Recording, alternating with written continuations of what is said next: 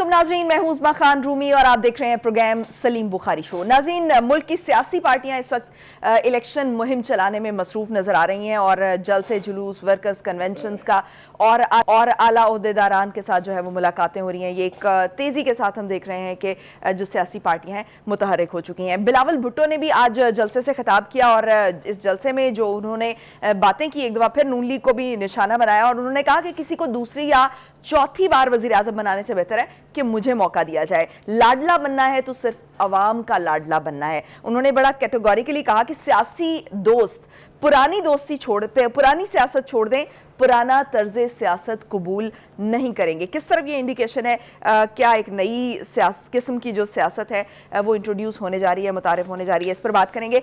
दूसरी तरफ जो नवाज शरीफ साहब हैं, उन्होंने chambers of commerce and industry के ओहदेदारों से खिताब किया। उन्होंने एक दफ़ा फिर अपनी कारकर्दगी जो थी उनके 2013 से 2018 के दौरान उसको एम्फेसाइज किया और उन्होंने कहा कि हमारे दौर की पॉलिसियाँ आज जारी रहती तो पाकिस्तान तरक्की में कहीं आगे होता, क्योंकि भारत ने हमारी बनाई हुई पॉलिसियों को अपना कर मुआशी तरक्की हासिल की। साथ ही साथ उन्होंने कहा कि डॉलर को 150 रुपए पर लेकर आएंगे और जो 22% शरह सूद है उस पर कौन सरमायाकारी करेगा। कुछ इंपॉर्टेंट्स मजीद भी पॉइंट थे जिन पर हम आज डिस्कशन करेंगे।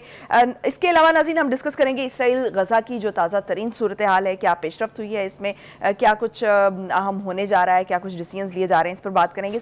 तीसरी स्टोरी नाज़रीन बहुत अहम है। एक डिफेंस में एक्सीडेंट हुआ जिसके बारे में फाइनली ये इंकशाफ हुआ है कि ये हादसा नहीं, कत्ल था। क्या इसमें अपडेट्स हैं और क्या इस मामले में पेशरफ्त हुई है और किस तरह से करके डिसीजंस लिए जा रहे हैं, इस पर बात करेंगे। अस्सलाम वालेकुम बुखारी साहब। जी वालेकुम अस्सलाम, क्या हाल है आपके? खैरियत से हैं? मैं ठीक ठाक बुखारी साहब। बुखारी साहब, सबसे पहले तो मैं ये बात करूँगी कि हमने देखा कि सियासत के हमने मुख्तलिफ दौर देख लिए, मुख्तलिफ तर्ज भी देख लिए। गुज़श्ता कुछ अरसे में हमने ये देखा कि मिसाक जमहूरियत, ये मैं स्टार्ट 2000 की बात कर रही हूँ, 2004 से ऑनवर्ड्स, कि जब मिसाक जमहूरियत हुआ पार्टियों के दरमियान और उसके बाद हमने जमहूरियत का एक तसलसल भी देखा कि ये तकरीबन जो है वो 3 अदवार जो हैं वो जमहूरियत के मुकम्मल होने जा रहे हैं। लेकिन फिर हमने देखा कि एक पेज की सियासत शुरू हुई, फिर हमने देखा कि इत्तेहादियों की जो एक बड़ा इत्तेहाद बनाकर एक सियासत करने की कोशिश की गई। तो अब आपको क्या लग रहा है कि क्या सियासत में नया होने जा रहा है? जी, मेरे ख्याल से अब सियासत जो है वो एक नया रुख इख्तियार कर रही है। यकीनी तौर पे जो तजर्बे हुए हैं पिछले 2-3 दहाइयों में, आपने उसका ज़रा थोड़ा सा जिक्र तो कर दिया है, तफसील में जाने की ज़रूरत नहीं है। हम सबको पता है कि सियासत में क्या होता रहा है और ख़ास तौर से जो पिछले 5-6 साल में सियासत ने नई करवट ली है, उसने कुछ नई डायमेंशंस जो हैं वो दरियाफ्त कर ली, कह दीजिए, ईजाद कर दी, कह लीजिए, या मजबूरन सामने आ गई हैं। वो अब सियासत उस ढंग पे चल निकली है। अभी तक जो ख़ास बात मेरे ख्याल से नोट करने की है वो ये है कि जब सुप्रीम कोर्ट की तरफ से 8 फरवरी को फाइनल डेट करार दे दिया गया है, तो उसके बाद कुछ सियासी जमातें वो जो हैं रीएक्टिवेट हुई हैं। उनमें ख़ास तौर से पीपल्स पार्टी वो सबसे पहले से मुतहर्रिक है, फिर मौलाना की JUI, उन्होंने भी 2 जलसे ठोक दिए हैं। उसके बाद MQM, उसने भी कराची में एक बहुत बड़ा जलसा किया है, और अब नून लीग। बुनियादी तौर पर पंजाब जो सबसे बड़ा सूबा है, उसके अंदर जो मुतहारब, हमारे डायरेक्टर प्रोग्राम कहना है कि लफ्ज़ गलत है, जो हरीफ बड़ी जमातें हैं वो नून लीग और पाकिस्तान पीपल्स पार्टी है। और जैसा कि वो दोनों एक्टिव हैं इस वक्त सियासत में, तो बयानबाजी का एक नया सिलसिला जो है वो शुरू है।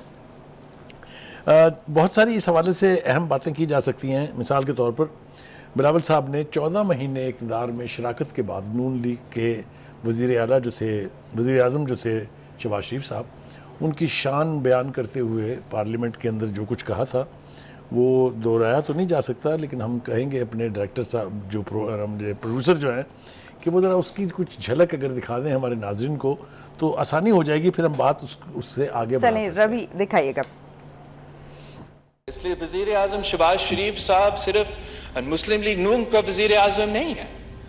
वज़ीर आज़म शहबाज शरीफ साहब शायद ज़्यादा पीपल्स पार्टी का वज़ीर आज़म है, ना कि मुस्लिम लीग नून का। और मैं अपोजिशन के दिनों में तो थोड़ा बहुत वज़ीर आज़म शहबाज शरीफ साहब को जानता था, पर आई मैनेज टू मैंने क्लोज अप शहबाज शरीफ साहब को ये पिछले 14 महीनों को देखा है اور جس طریقے سے جس نیت کے ساتھ وہ کام کرتا ہے اور جو اس کا ورک ایتھک ہے، میں اس کے بارے میں گواہ دینے کے لیے تیار ہوں کہ میں نے اس سے بہتر جو ورک ایتھک پہلے نہیں دیکھا ہے، اور اسی قسم کی ورک ایتھک کی ضرورت ہے. جی وہ بخاری شاعر صاحب نے کہا تھا work کہ ethics وفا کے کریں گے، مترف. ایک شاعر نے کہا تھا کہ وفا کریں گے، نبھائیں گے، بات مانیں گے. تمہیں بھی یاد ہے کچھ یہ کلام کس کا تھا؟ تو ایک تو یہ میرے خیال سے شعر جو ہے اس صورتحال کے اوپر بہت فٹ بیٹھتا ہے کہ 14 مہینے خود کہہ رہے ہیں کہ 14 مہینے میں نے بہت قریب سے ان کو کام کرتے ہوئے دیکھا ہے، اور وہ صرف نون لیگ کے نہیں ہیں بلکہ پیپلز پارٹی کے بھی پرائم منسٹر ہیں. اور اب وہ کہہ رہے ہیں کہ جناب اب یہ شوق آپ چھوڑیں، اب آپ کی باری نہیں، اب ہماری باری ہے، ہمیں بننے دیں. چلیے وہ تو خیر سیاسی بیانات کی حد تک تو ٹھیک ہے، لیکن ایک بات جو آپ نے اپنے ابتدائیے میں کہی وہ ہے میثاق جمہوریت. 2006 میں یہ میثاق جمہوریت ہوا تھا اور بے نظیر بھٹو کے ساتھ نواز شریف صاحب نے اسے سائن کیا تھا. خیال یہ تھا اور یہ رہا بھی، یعنی آپ دیکھ لیں 2006 سے 2 دہائیوں تک تقریباً یہ قائم رہا، اور یہ خیال تھا کہ پیپلز پارٹی کی موجودہ لیڈرشپ جو ہے وہ کسٹوڈین ہے اس میثاق جمہوریت کی جو بے نظیر بھٹو جیسی شخصیت نے لندن کے اندر بیٹھ کے کیا تھا. مگر اب میرے خیال سے وہ شاید یاد بھی نہیں ہے. جس قسم کی صورتحال ہمارے سامنے ہے لگتا نہیں ہے کہ وہ انہیں یاد ہو. لہٰذا جس نئی طرح کی بات آپ نے کی ہے اس کے اوپر تھوڑی سی بات کر لیتے ہیں. مگر اس سے پہلے یہ ضرور ذمہ داری کسی کے اوپر عائد کرنی چاہیے کہ ان تعلقات کو کس نے یعنی ڈسٹرب کیا ہے. سب سے پہلے اگر آپ کو یاد ہو تو پیپلز پارٹی کی لیڈرشپ جو ہے ان کی طرف سے بیانات کا ایک سلسلہ شروع ہوا جس میں فیصل کریم کنڈی صاحب تھے، خورشید شاہ صاحب تھے، نیر بخاری صاحب تھے، شرجیل میمن صاحب تھے.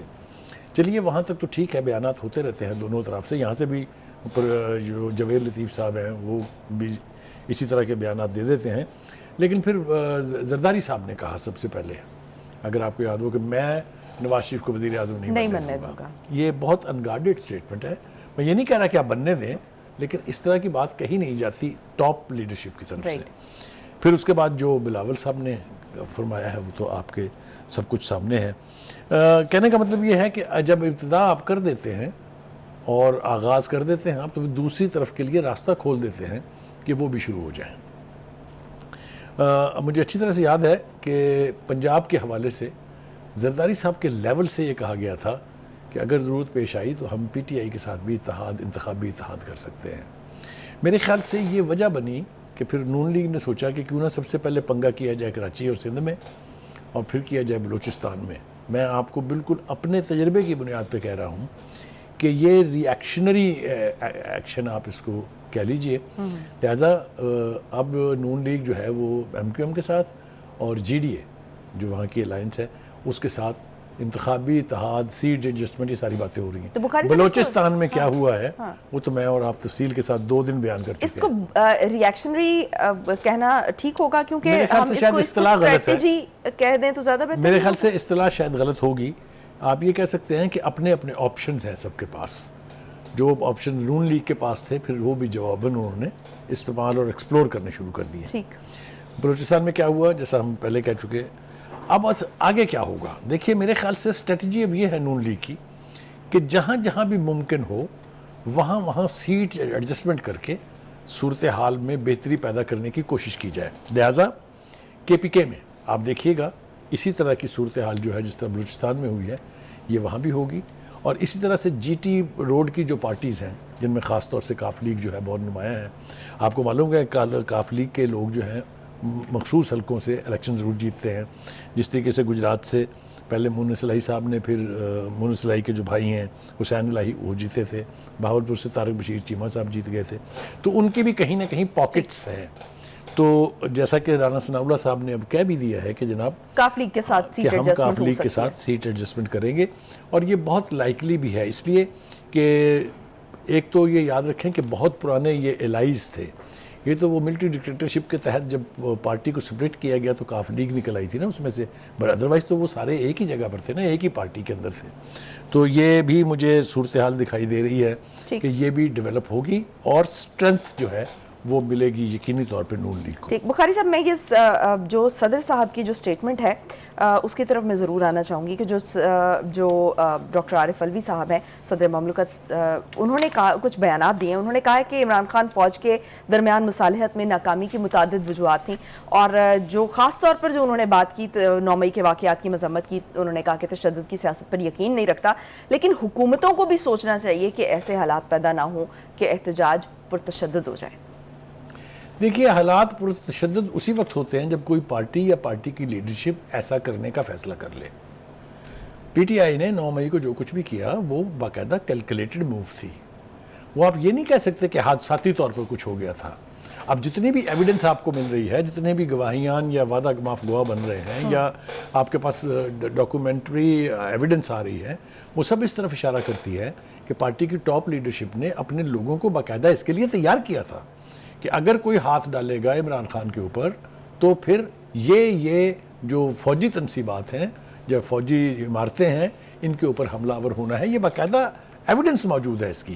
جب آپ اس طرح کی حرکت کرتے ہیں تو پھر حکومتیں جو ہیں وہ بھی الرٹ ہو جاتی ہیں کہ آئندہ کسی کو ایسا کرنے نہیں دینا ہے. اور میں آپ کو یقین دلاتا ہوں کہ اب کوئی 9 مئی نہیں ہونے دے گا، اور 9 مئی ہونی بھی نہیں چاہیے. دوسری بات یہ ہے کہ اگر کسی کے دل میں 9 مئی دوبارہ کرنے کی خواہش ہے تو اس کو چاہیے کہ فواد چودھری صاحب یا ختیجہ شاہ سے جا کے ذرا مشاورت ضرور کر لے کہ اس کا پھر نتیجہ کیا نکلتا ہے. آپ دیکھیے کیا کہا گیا تھا کہ بڑے پریشرز ہیں، ایک جنرل کی نواسی ہے، ایک یہ ہے اور یہ ہے، ابھی تک جیل میں ہے. تو مطلب کہنے کا یہ ہے کہ جس طرح کی واردات 9 مئی کو کی گئی تھی، کوئی سیاسی جماعت اس کی متحمل نہیں ہو سکتی. ہم نے ایک اصطلاح یوز کی تھی کہ کوئی بھی 9 مئی کی گٹھڑی اٹھا کے پاکستان میں سیاست کرنے کا اب تصور بھی نہیں کر سکے گا. اور ایسا ہی مجھے لگتا ہے کہ ہونے جا رہا ہے. بخاری صاحب، خبریں جو ہے وہ موصول ہو رہی ہیں کہ جو اسرائیل ہے اس نے کہہ دیا ہے، پہلے تو شمالی غزہ کو خالی کرنے کا کہا تھا، اب انہوں نے کہا ہے کہ آپ جنوبی غزہ بھی خالی کر دیں اور مغربی حصے میں چلے جائیں. تو اس خبر میں کتنی صداقت ہے، اور اگر ایسا ہونے جا رہا ہے تو اس کا نتیجہ کیا نکل سکتا ہے؟ دیکھیے، پہلی بات تو یہ ہے کہ اس طرح کی خبریں تو آ رہی تھی، کوئی دو رائے نہیں ہے اس کے بارے میں. جہازوں سے پرچیاں گرائیں انہوں نے وہاں کہ آپ یہ جنوبی غزہ جو ہے اس کو بھی خالی کر دیں. بعد میں جب ان سے شاید اس کے اوپر کامنٹ مانگے گئے ہیں تو میڈیا کو انہوں نے بتایا کہ نہیں جی، ہم نے تو ایسا کچھ کہا نہیں ہے. بدقسمتی کی بات یہ ہے کہ پہلے تو لوگ شمالی غزہ چھوڑ کے کوئی 15 لاکھ کے قریب لوگ جو ہیں وہ جنوبی غزہ میں جا کے پناہ لیے ہوئے ہیں. وہاں سے کہاں جائیں؟ ایک طرف سمندر ہے، دوسری طرف ایجپٹ بارڈر کھولنے کے لیے تیار نہیں ہے، تیسری طرف اگر ویسٹ بینک بھیجنے کا ارادہ ہے ان کا، تو اسرائیل خود بیٹھا ہوا ہے، وہ راستہ دے گا تو وہ کیسے جائیں گے وہاں سے؟ کیا وہ سلامتی سے پہنچ جائیں گے وہاں کے نہیں؟ یہ بہت سارے سوالیہ نشان ہیں. دیکھیے، آج جو کچھ غزہ میں ہو رہا ہے یہ بہت پہلے سے پلان شدہ ہے، یہ بلا وجہ نہیں ہے. It is not a sudden situation. نہ اس کا بلیم جو ہے وہ یعنی غزہ کے لوگوں پر رکھنا چاہیے. حماس اس کی ذمہ دار نہیں ہے. جلدی کیونکہ وقت اس وقت نہیں ہے، اگر آپ کو میں یاد دلاؤں کہ جو عرب سپرنگ تھی جس میں بہت ساری پاپولر گورنمنٹس کے تختے الٹے گئے مسلم دنیا میں، اور جس کو مکمل طور پہ سپورٹ کیا امریکہ نے، وہ پریلیوڈ تھا. وہ اس کی تیاری تھی کہ حکومتوں میں کیوس پیدا کر کے وہاں پر ان کو ویک کیا جائے اور وہاں ان پاپولر رجیمز جو لی جائیں. مصر کی مثال دیکھ لیجئے کہ اخوان المسلمین جو بردرہڈ کے مرسی تھے وہ الیکٹڈ پرائم منسٹر تھا، کسی نے نہیں کرنے دیا اس کو. یمن کا حال دیکھ لیں کیا کیا ہے. سیریا چلے جائیں آپ، حافظ الاسد کے خلاف جو کمپین تھی، اور خاص طور سے جو النصرہ فرنٹ تھا، وہ جو اصل میں لڑنے والے تھے فلسطین کے ساتھ مل کے، فلسطینیوں کے ساتھ، اسرائیل کے ساتھ، اس کا داعش کے ہاتھوں کس طریقے سے کلا کما کرایا گیا ہے وہ آپ کے سامنے. 10 لاکھ لوگ مار دیے سیریا کے اندر. کون کر رہا تھا؟ وہ داعش کر رہی تھی. اور داعش کو کون سپانسر کر رہا تھا؟ کون فائنانس کر رہا تھا؟ امریکہ بہادر. کیا ہم نے یہ خبریں نہیں سنی تھی جب حامد کرزئی نے کہا تھا کہ جی داعش کے لوگ جو ہیں انہیں ہیلی کاپٹر کے ذریعے افغانستان میں بھیجا جا رہا ہے؟ تو یہ سارا کچھ جو ہے یہ اچانک نہیں ہے. حماس تو صرف واحد ایک ریزسٹنس موومنٹ ہے وہاں جو فلسطینیوں کے حق کے لیے لڑ رہی ہے، اور میں سمجھتا ہوں کہ ان کا کوئی قصور نہیں ہے، جیسا میں نے آپ کو تاریخ کے حوالے سے بتایا ہے. اب آ جائیے دوسری طرف جناب، امریکہ بہادر جو ہیں ان کے اوپر چونکہ انٹرنل پریشر بہت زیادہ ہے. آپ نے دیکھ لیا وہاں کانگریس کے اندر کیا ہوا، آپ نے دیکھ لیا وہاں سینٹ کے اندر وہ جو امداد پاس کرنے کا بل تھا وہ تب کیا ہوا. اب وہ یہ فرما رہے ہیں کہ غزہ پر قبضہ اسرائیل کی بہت بڑی غلطی ہوگی. یہ بائیڈن صاحب فرما رہے ہیں 40 دنوں کی تباہ کاریوں کے بعد. दो रियासतों का क़याम ही इसराइली फ़लस्तीन तनाज़ा का वाहिद हल है। तो अगर यही हल है तो पहले जंग बंदी करा देना। जंग बंदी कराने में क्या हर्ज है? आप तो असला भेज रहे हैं उनको, और अब रिपोर्ट्स ये आ रही हैं कि खुफिया रास्तों से असला भेजा जा रहा है उनको। फाइनेंशियल मदद तो चलिए खैर वो हज़ारों तरीके से आ सकती है, लेकिन उनको असले की सप्लाई की जा रही है। आपने अपने बैरी बेड़िए जो हैं वो बहिरा रूम में भेज दिए हुए हैं ताकि अगर कोई बाहर का मुल्क रिएक्ट करना चाहे तो उसको रोका जा सके। तो ये सब कुछ जो वहाँ हो रहा है उसके लिए तो बस इसको सिर्फ बदकिस्मती और अनफॉर्चुनेट सिचुएशन व्हाइट हाउस के सामने जनाजे भी तो रखे जी। वो मैंने कहा है कि जो इंटरनल प्रेशर है वो चाहे बरतानिया हो, चाहे फ्रांस हो, चाहे कोई भी यूरोपीय मुल्क हो, कनाडा में भी इसी तरह से करके हुआ है। कनाडा में उन्होंने उसको जस्टिन ट्रूडो को खाना नहीं खाने दिया रेस्टोरेंट में, भाई शेम ऑन यू, और फ्री फलस्तीन, इस तरह के नारों का सामना करना पड़ा और उन्हें रेस्टोरेंट से उठ के जाना पड़ा। ये सारे वो इंटरनल प्रेशर्स हैं। अब आ जाइए पूरी दुनिया में जो मुजाहरे हो रहे हैं, आप देखिए अमेरिका के शहरों में रिकॉर्ड, तारीख का रिकॉर्ड कायम हो गया। 1-1 लाख 10-10 लाख लोग जुलूस में आए। बरतानिया में देखिए क्या हुआ, लंदन में, और फिर उसके बाद क्या नतीजा निकला आपने देखा। उसकी जो सुनक साहब है उनकी जो कैबिनेट के अंदर जो रिशफल हुई है वो सारी उसी का शाखसाना है। तो बुखारी साहब ये जो भी सलामती काउंसिल में जो करारदाद पेश हुई तो उसमें आप देखें कि लोगों ने वोट पहली बात तो ये कि ये 5वीं करारदाद करारदाद है जिसके हक में ज़्यादा वोट आए हैं, मगर इसराइल ने उसको मुस्तरद कर दिया है। पहले 3 दफ़ा जो कोशिशें हुई थी उसके अंदर अमेरिका ने उसको वीटो कर दिया था। कहने का मतलब ये है कि कहीं से भी अभी फ़लस्तीनियों के लिए या उनके हक के लिए पॉजिटिव वाइब्स नहीं आ रही हैं। पूरी दुनिया के जो तरक्की याफ्ता ममालिक हैं वो सब जो हैं इंतहाई बेशर्मी, बेहिसी, बेहयाई और बेगैरती से इसराइल का साथ दे रहे हैं, और इसराइल जुल्म की वो दास्तानें रकम कर रहा है जो दुनिया की किसी बदतरीन जंग में भी नहीं हुई, चाहे वो फर्स्ट वर्ल्ड वॉर थी, सेकंड वर्ल्ड वॉर थी, उसके बाद हमने देखा इराक में क्या हुआ, अफ़गानिस्तान में क्या हुआ, वियतनाम में क्या हुआ। लेकिन हस्पतालों के अंदर घुस के तबाहकारियाँ टैंकों के ज़रिए, मस्जिदें शहीद करके, जो लोगों के ऊपर अंधाधुंध बमबारी करके, जो फास्फोरस बम इस्तेमाल करके जो कुछ हो रहा है, ये मैं आपको यकीन दिलाता हूँ इससे पहले कभी नहीं हुआ। और ये कितने जुल्म की बात है कि वो जो सबसे बड़े मामे हैं ह्यूमन राइट्स के, वो जो ठेकेदार बनते हैं, वो खामोशी से ना सिर्फ ये देख रहे हैं बल्कि इसराइल की मदद कर रहे हैं।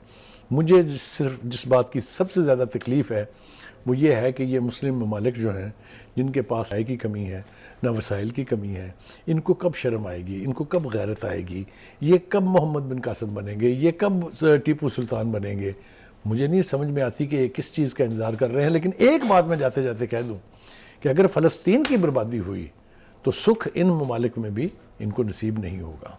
ठीक हो गया बुखारी साहब। बुखारी साहब वक्त कम है, मैं डायरेक्ट सवाल पे आना चाहूँगी कि जो ये डिफेंस में एक कार एक्सीडेंट जिसको पहले हम समझ रहे थे, वो अब जो है जिसके बारे में फाइनली ये कहा जा रहा है कि वो हादसा नहीं था, वो एक कत्ल था, और ये सोची समझी एक जो है वो प्लानिंग थी। और अभी जो है वो जैसे निगरान वज़ीर आला जो हैं वो पहुँचे भी हैं उनके मुतासरा फैमिली के घर भी, और उन्होंने वहाँ पर भी कुछ बातें की हैं। तो मैं चाहूँगी कि वो क्या अपडेट्स हैं वो आप नाज़रीन के साथ शेयर करें।